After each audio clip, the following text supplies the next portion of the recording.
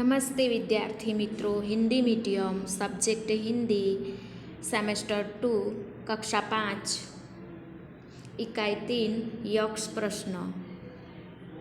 तो विद्यार्थी मित्रों, आज हम यह पाठ पढ़ेंगे। यह पाठ संकलित है। तो विद्यार्थी मित्रों, अब हम ध्यान से पढ़ेंगे। द्यूत क्रीड़ा के पश्चात 12 वर्ष का वनवास मिला जो समाप्त होने वाला था। इसके बाद 13वां वर्ष अज्ञात वर्ष प्रारंभ होने वाला था। तो विद्यार्थी मित्रों, यहाँ पर द्यूत यानी जुआ, क्रीड़ा यानी खेल, और 12 उसके पश्चात 12 वर्ष का वनवास मिला जो समाप्त होने वाला था, खत्म होने वाला था। इसके बाद 13वां वर्ष अज्ञात वर्ष प्रारंभ होने वाला था। उसके बाद है वो 13वां वर्ष है वो उसका शुरुआत होने वाला था। तो विद्यार्थी मित्रों, यहाँ पर पांडवों के बारे में बात की गई है।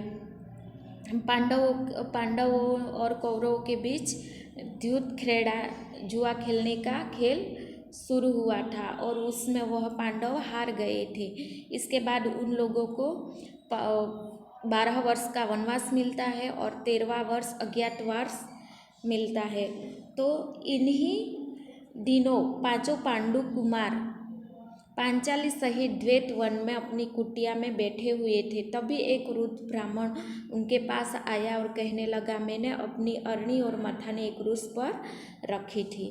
क्या है कि इन्हीं दिनों पांचों पांडव है वो वन में पांचाली सहित यानी पांचाली यानी द्रौपदी के 60 सहित यानी 60 वह वन में अपनी कुटिया में बैठे हुए थे। कुटिया यानी झोपड़ी, तो उसमें बैठे हुए थे। तभी एक वृद्ध ब्राह्मण उनके पास आता है और कहने लगता है, मैंने अरणी और मथाने एक क्रूस पर रखी थी। एक मृग वहाँ आकर अपना शरीर पेड़ के साथ रगड़ने लगा और उसकी सींगों में वे दोनों काष्ठ वस्तुएं फंस गई दोनों सींगों में और फंस गई, जिसे लेकर वह महान वेगधारी चौकड़ी और कुलांचे भरता हुआ बहुत दूर भाग गया। क्या है कि एक साधु उसकी अरणी और मथाने लेकर एक मृग है वह भाग जाता है। उसके सींगों में काष्ठ वस्तुएं फंस जाती है और वह कुलांचे यानी दौड़ता हुआ बहुत दूर भाग जाता है। मेरा आप वीर पांडवों से नम्रतापूर्वक अनुरोध है कि आप मृग के पद चिन्हों को अनुसरण करते हुए उनके पास पहुँचे, जिससे वे दोनों वस्तुएं प्राप्त कर मैं अपना यज्ञ प्राप्त संपूर्ण कर सकूं। क्या कहता है कि आपसे अनुरोध है, आपसे प्रार्थना है कि मृग के पद चिन्हों को अनुसरण करते हुए यानी उसको पहचानते हुए आप उनके पास पहुँचे और जिससे वे दोनों वस्तुएं प्राप्त कर मैं अपना यज्ञ है वो संपूर्ण प्राप्त कर सकूँ, अपना यज्ञ कर सकूँ। तो विद्यार्थी मित्रों, यहाँ पर चित्र है, यह युधिष्ठिर का चित्र है। वन में एक पेड़ के नीचे बैठे हुए, उसके बाद खड़े हुए, उसके बाद है वो आगे पढ़ते हैं। ब्राह्मण की बात सुनकर सभी पांडव वीर धनुष बाणों सहित मृग का पीछा करने के लिए वन में दौड़ने लगे। ब्राह्मण की बात है वो सुनकर सभी पांडव वीर धनुष बाणों सहित मृग का पीछा करने के लिए वन में जाने लगे। घोर प्रयत्न करने पर भी वह मृग उनके हाथ न आया। निराशा की स्थिति में वह गहन जंगल में भूख और प्यास से त्रस्त होकर एक बरगद की छाया में बैठ गए।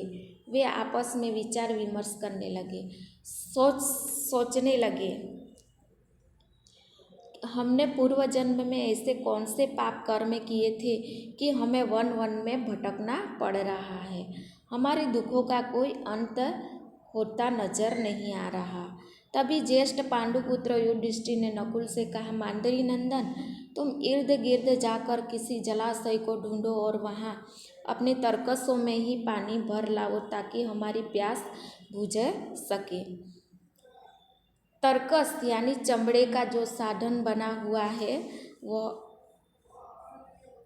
सॉरी, यहाँ पर तर्कस है तो यहाँ पर जो तीर, जो बाण है उसको रखने का साधन है, उससे तर्कस कहा जाएगा। तो युधिष्ठिर नकुल से पानी लेने के लिए भेजता है। उसके बाद बहुत अच्छा कहकर नकुल अपने बड़े भाई की आज्ञा से वन में चलते हुए शीघ्र ही एक सरोवर के पास पहुंच गया। वहां निर्मल जल देकर उसे पीने को तत्पर हुआ। क्या है कि शीघ्र ही, जल्दी ही वह सरोवर के पास पहुंच गया और वहां निर्मल जल, शुद्ध जल देकर उसे पीने को आतुर हुआ। इतने में ही आकाशवाणी हुई, यक्ष की आवाज़, तुम इस सरोवर का पानी पीने का साहस न करो। अब यक्ष की आवाज़ आती है। यक्ष यानी जो अर्धदेव जाति का है वो, उसे यक्ष कहा जाता है। तो यह आकाशवाणी हुई और कहने लगा यक्ष कि तुम सरोवर का पानी पीने का साहस न करो, इस पर पहले ही मेरा अधिकार है। मेरे प्रश्नों का उत्तर देने के पश्चात ही तुम पानी पी सकते हो। मेरे प्रश्न का उत्तर देने पर ही, उसके बाद ही तुम पानी पी सकते हो। नकुल प्यास के कारण बहुत विह्वल था, उतावला था, इसलिए उसने आवाज़ की अवहेलना करते हुए शीतल जल पानी पीने का प्रयास किया। परंतु यह क्या, पानी का प्रथम घूंट पीते ही वह अचेत होकर पृथ्वी पर गिर पड़ा। अचेत यानी मूर्छित होकर गिर पड़ा।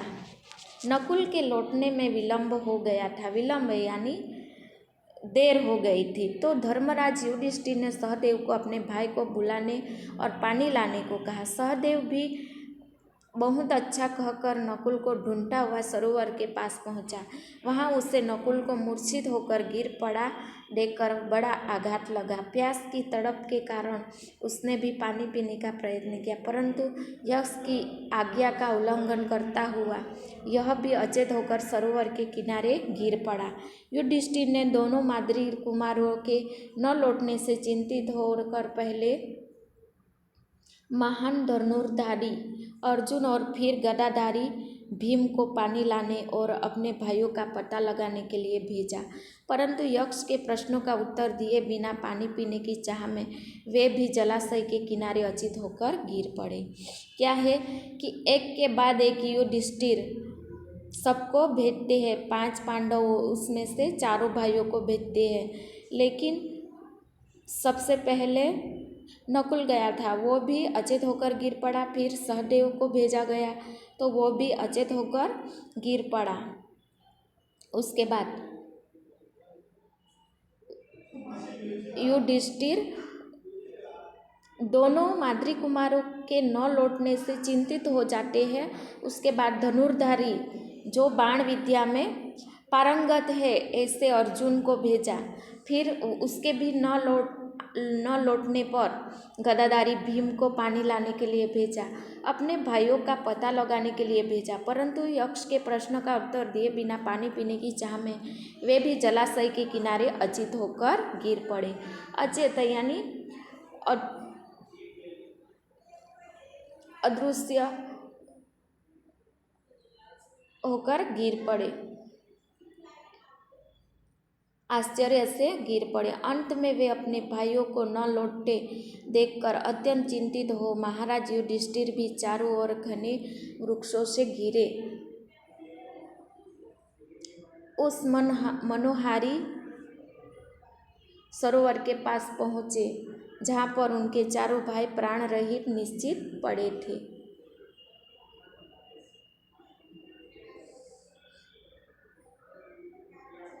अंत में अपने भाइयों के न लौटे देखकर वह अत्यंत चिंतित होकर महाराज युधिष्ठिर ही चारों भाइयों के घने वृक्षों से घिरे उस मनोहारी सरोवर के पास पहुँचे, जहाँ उनके चारों भाई प्राण रहित होकर निश्चित पड़े थे। उनके अस्त्र शस्त्र इधर उधर बिखरे पड़े थे। उसके जो शस्त्र है, बाण है जो इधर उधर, और वस्त्र भी इधर उधर बिखरे हुए थे। अपने समस्त भाइयों की यह करुण अवस्था देखकर वे गहन चिंता में डूब गए और अपने भाइयों का नाम लेकर बहुत देर तक विलाप करते रहे। तत्पश्चात अपने मन को स्थिर कर उन्होंने अपने भ्राताओं के शरीर को बड़े ध्यान से देखा। क्या है कि युधिष्ठिर जा पहुँचे और अपने भ्राता शरीर का प्राण निश्चित पड़े थे वो देखा। उन पर किसी अस्त्र शस्त्र की चोट भी नहीं थी। उन अनेक प्रकार से विचार करने के उपरांत वे सरोवर के जल में उतरने लगे। पानी में प्रवेश करते ही उनके कानों में आवाज़ आई, तात सरोवर का जल पीने का साहस न करना, मैंने ही तुम्हारे तेजस्वी भाइयों के प्राणों का हरण किया है। क्या है कि तात तुम इस सरोवर का पानी पीने का साहस न करो, मैंने ही तुम्हारे तेजस्वी भाइयों को प्राणों का हरण किया है, तुम्हारे भाइयों का प्राण लिया है। अंत मेरे प्रश्न का उत्तर दिए बिना तुम्हारी भी यही अवस्था होगी, तुम्हारी भी यही हाल होगा। पांडु नंदन ने प्रत्युत्तर में कहा, सत्पुरुषों की भांति मैं भी आत्म प्रशंसा करना नहीं चाहता। तुम प्रश्न करो, मैं अपनी बुद्धि के अनुसार इनका उत्तर दूंगा। यक्ष कहता है, सूर्य को कौन? अबे युधिष्ठिर कहता है कि तुम प्रश्न करो, मैं उसका उत्तर दूंगा। उसके बाद यक्ष प्रश्न करता है युधिष्ठिर से, सूर्य को कौन उदित और अस्त करता है, उनके चारों ओर कौन चलते हैं? युधिष्ठिर ने कहा, ब्रह्मा सूर्य को ऊपर उठाता है और अस्त करता है तथा देवता इसके चारों ओर चलते हैं। यक्ष मनुष्य महाज्ञानी कैसे बनता है, महात्मा पद कैसे प्राप्त करता है और किससे बुद्धिमान बनता है? युधिष्ठिर ने कहा, वेदाध्ययन के द्वारा मनुष्य महाज्ञानी, तप से महात्मा तथा वृद्ध जनों की सेवा करके बुद्धिमान बनता है। उसके बाद यक्ष आगे का प्रश्न करता है। यक्ष कहता है, ब्राह्मणों को देवत्व क्या है? उनका सत्य पुरुष धर्म तथा असत्य पुरुषों का आचरण कब होता है? युधिष्ठिर ने कहा, वेदों का अध्ययन ही उनका देवत्व, तब सत्य पुरुष धर्म तथा निंदा करना असत्य पुरुषों का आचरण है। वेदों का अध्ययन ही, वेदों को पढ़ना ही उनका देवत्व है, तब सत्य पुरुष धर्म तथा निंदा करना ही असत्य पुरुषों का आचरण है। यक्ष ने आगे कहा, ऐसा कौन सा पुरुष है जो बुद्धिमान, तीनों लोकों में सम्मानित होकर इंद्रियों के विषयों का अनुभव करते तथा सांस लेते हुए भी जीवित नहीं है? युधिष्ठिर ने कहा, जो देवता, अतिथि, पितृ और आत्मा इनका पोषण नहीं करता, वह पुरुष श्वास लेता हुआ भी मृतक के समान है। उसके बाद यक्ष का आगे का सवाल है। यक्ष ने कहा, पृथ्वी से भारी क्या है? पृथ्वी यानी जमीन, तो पृथ्वी से भारी क्या है? आकाश से ऊंचा क्या है? आकाश यानी गगन, नभ। वायु से तेज चलने वाला और तिनकों से भी अधिक संख्या में क्या है? तो युधिष्ठिर ने उत्तर दिया, माँ की ममता पृथ्वी से अधिक भारी है, पिता का दर्जा आकाश से भी अधिक ऊंचा है, वायु से तेज गति से चलने वाला मन तथा सांसारिक चिंताएं तिनकों की संख्या से भी अधिक है। युधिष्ठिर उत्तर देते जाता है। यक्ष प्रश्न करता है और युधिष्ठिर उसका उत्तर देते जाता है। आगे का यक्ष ने प्रश्न किया है। यक्ष कहता है, सभी लोकों में श्रेष्ठ धर्म क्या है? सभी लोक में श्रेष्ठ धर्म क्या है? किसको वश करने वाले मनुष्य शोक नहीं करते तथा किसके साथ की गई मित्रता कभी नष्ट नहीं होती? श्रेष्ठ यानी सब में श्रेष्ठ है, तो किसको वश करने वाले मनुष्य शोक नहीं करते, शोक यानी दुख नहीं करते, और किसके साथ की गई मित्रता कभी नष्ट नहीं होती, किसके साथ की गई दोस्ती, मित्रता यानी दोस्ती कभी खत्म नहीं होती। तो आगे है विद्यार्थी मित्रों, युधिष्ठिर ने उत्तर दिया, दया सर्वश्रेष्ठ धर्म है। दया क्या है? सब में श्रेष्ठ धर्म है। मन को वश में रखने वाले मनुष्य शोक नहीं करते। जो अपने मन को अपने वश में रखते हैं वह मनुष्य कभी दुखी नहीं होता। सत्पुरुषों के साथ की गई मित्रता कभी नष्ट नहीं होती। सत्य पुरुषों के साथ की गई कभी दोस्ती नष्ट खत्म नहीं होती। यक्ष ने कहा, किस वस्तु का त्याग करने पर मनुष्य का हित होता है? इसे त्याग कर वह शोक नहीं करता, किसे त्याग कर वह अर्थवान और सुखी होता है? युधिष्ठिर ने कहा, अपने मान को त्याग कर मनुष्य सुखी होता है। क्रोध को त्यागने से वह शोक नहीं करता। काम को त्याग कर वह अर्थवान और लोभ को त्याग कर वह सुखी होता है। यक्ष ने कहा, सुखी कौन है? संसार में आश्चर्य क्या है? अब आगे का सवाल है। यक्ष ने कहा कि सुखी कौन है? संसार में आश्चर्य क्या है? युधिष्ठिर ने कहा, जिस पुरुष पर कोई ऋण नहीं है, ऋण यानी देन, वह सुखी है। जो अपने घर में संतोष का जीवन गुजारते हुए बहुत कम आवश्यकता से अपना जीवन निर्वाह कर लेता है, वह भी सुखी है। संसार में प्रतिदिन सहस्त्रों प्राणियों की मृत्यु होती है, परंतु उन्हें देखते हुए भी बचे हुए प्राणियों के जीवित रहने की इच्छा से बढ़कर और क्या आश्चर्य हो सकता है? क्या है कि जिस पुरुष पर कोई ऋण नहीं है वह सुखी है, संतोष का जीवन गुजारते हैं, वह अपने जीवन को आसानी से गुजार लेते हैं। जीवन निर्वाह करना यानी जीवन का गुजारा कर लेना। और संसार में प्रतिदिन हर दिन सहस्त्र यानी हजारों प्राणियों की मृत्यु होती है, परंतु देखते हुए भी वह बचे हुए प्राणियों के जीवित रहने की इच्छा से बढ़कर कोई आश्चर्य हो सकता है। यक्ष का आगे का सवाल है। यक्ष ने कहा, जगत किस वस्तु से बना हुआ है? जगत यानी दुनिया, तो वह किस वस्तु से बना हुआ है? किसके कारण वह प्रकाशित नहीं होता? मनुष्य मित्रों की किस लिए त्याग देता है? वह स्वर्ग में किस कारण नहीं जा पाता? क्या है कि जगत किस वस्तु से बना है और प्रकाशित किसके कारण वह प्रकाशित है? मनुष्य मित्रों को किस लिए त्याग देता है? मनुष्य अपने मित्रों को किस लिए त्याग देता है? वह स्वर्ग में किसके कारण नहीं जा पाता? तो युधिष्ठिर ने उत्तर दिया, जगत अज्ञान से ढका हुआ है। अज्ञानी, जिसमें ज्ञान नहीं है उसको क्या कहा जाएगा? अज्ञानी। तो जगत अज्ञान से ढका हुआ है, अज्ञान से भरा हुआ है। तमोगुण के कारण वह प्रकाशित नहीं होता। लोभ के कारण मनुष्य अपने मित्रों को त्याग देता है। लोभ लालच के कारण अपने मित्र दोस्त को त्याग देता है, उसको त्याग देता है। और संसार में आसक्ति के कारण वह स्वर्ग में नहीं जा पाता। संसार में वह आसक्ति के कारण, आसुरी शक्ति होने के कारण, आसक्ति यानी आसुरी शक्ति होने के कारण वह स्वर्ग में नहीं जा सकता। इसके बाद है यक्ष का आगे का सवाल, तप का क्या लक्षण है? दम किसे कहा जाता है? उत्तम क्षमा किसे बताया गया है? लज्जा किसे कहते हैं? युधिष्ठिर ने कहा, अपने धर्म में तत्पर रहना ही तप है। मन के दमन का नाम दम है। सर्दी गर्मी सुख दुख को हंसते हुए सहन करना, क्षमा तथा न करने योग्य काम से दूर रहना ही लज्जा है। क्या है कि अपने धर्म में तत्पर रहना ही, अपने धर्म में लगे रहना ही तप है। मन के दमन का नाम दम है। दमन यानी सहन करना, दम संयम। सर्दी गर्मी सुख दुख तो हंसते हुए सहन करना, क्षमा तथा न करने योग्य काम से दूर रहना ही लज्जा है। लज्जा यानी शर्म है। यक्ष का आगे का प्रश्न है, यक्ष ने कहा, मनुष्य का दुर्जय शत्रु कौन है? शत्रु यानी दुश्मन। अनंत व्याधि क्या है? साधु किसे माना जाता है?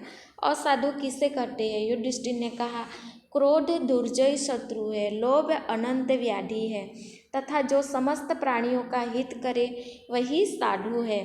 निर्दयी पुरुष को असाधु कहना ही उचित होगा। यक्ष ने कहा, मोह क्या है? मोह क्या है? मान क्या है? आलस्य किसे कहते हैं? शोक किसे कहा जाएगा? यहाँ पर यक्ष सवालों पर सवाल प्रश्न किए जा रहा है और युधिष्ठिर उसका उत्तर ही दिए जा रहा है। युधिष्ठिर ने कहा, धर्म मूर्ता ही मोह है, स्वयं पर गर्व करना ही महान है। गर्व यानी अभिमान। धर्म का पालन न करना आलस्य और अज्ञान को ही शोक कहा जाएगा। जो धर्म का पालन नहीं करता है उसे क्या कहा जाएगा? आलस्य। और जो अज्ञान का ही शोक, अज्ञान है, जिसमें अज्ञान है, जो ज्ञानी नहीं है और अज्ञान है उसको ही शोक कहा जाएगा। इसके बाद आगे पढ़ते हैं विद्यार्थी मित्रों। ज्येष्ठ पांडुपुत्र युधिष्ठिर। इस प्रकार सभी प्रश्नों के उत्तर ठीक ठीक दिए जाने पर यक्ष, जो बगुले के रूप में सरोवर के पास ही एक वृक्ष पर अदृश्य होकर बैठा था, ने उन्हें चारों पांडवों में से किसी एक भाई को जीवित करने का वरदान मांगने के लिए कहा। धर्मराज युधिष्ठिर ने यक्ष को केवल नकुल को जीवित करने की प्रार्थना की, ताकि कुंती और माद्री दोनों पुत्रवती बनी रहे। अब ज्येष्ठ पांडुपुत्र युधिष्ठिर, ज्येष्ठ किसे कहा जाएगा? युधिष्ठिर को। तो वह सभी प्रश्नों के उत्तर ठीक ठीक देते हैं और यक्ष, जो बगुले के रूप में सरोवर के पास एक वृक्ष में अदृश्य होकर बैठा है, अलोप होकर बैठा है, चारे पांडवों में से किसी एक भाई को जीवित करने का वरदान मांगने के लिए कहा। तब धर्मराज युधिष्ठिर ने यक्ष को केवल नकुल को जीवित करने की प्रार्थना की, ताकि कुंती और माद्री दोनों पुत्रवती बनी रहे। यक्ष ने धर्मराज को युधिष्ठिर की दया और ममता से प्रभावित होकर सभी पांडुपुत्रों को जीवित कर दिया। अब यक्ष ने क्या देखा? धर्मराज युधिष्ठिर की दया देखी और ममता से प्रभावित होकर पांडुपुत्रों को जीवित कर दिया।